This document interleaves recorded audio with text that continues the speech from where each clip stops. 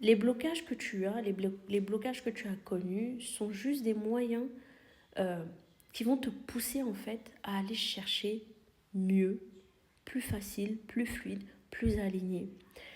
Parce qu'à chaque fois que tu vas rencontrer un obstacle, euh, un problème, un blocage, ça va vraiment te pousser à te poser des questions. Parce que si tout était aussi fluide, tout était aussi facile, bah déjà, tu ne chercherais pas à te connaître. Parce que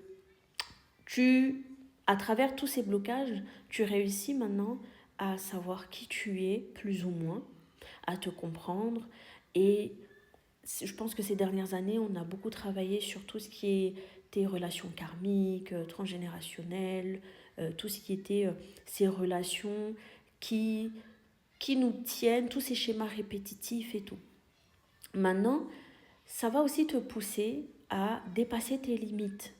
Parce que qui dit blocage, bah, tu vas être bloqué, très bloqué, même si tu ne fais rien. Mais au moment où tu commences à actionner la machine, que tu commences à te mettre en mouvement, que tu commences à chercher des solutions, que tu commences à prier, à demander, à jeûner, que tu commences à, à faire quelque chose en fait, tu verras que tu vas pousser tes limites. À un moment donné, tu vas devoir savoir ce qui fonctionne et ce qui ne fonctionne pas avec toi. Ce n'est peut-être pas tout le monde qui va s'asseoir, jeûner pendant 3 jours et avoir une solution là. Et en gros, tout ça même, c'est pour te pousser à savoir qui tu es au fond de toi et surtout à t'écouter. Parce que quand tu écoutes les autres, ça te désoriente. Si tu ne sais pas qui tu es, si tu n'es déjà pas ancré en toi, à force d'écouter tous les courants, toutes les personnes qui te parlent, qui te disent ça c'est mieux pour toi, ça c'est mieux pour toi, ça, il faut faire comme si, tu es désorienté.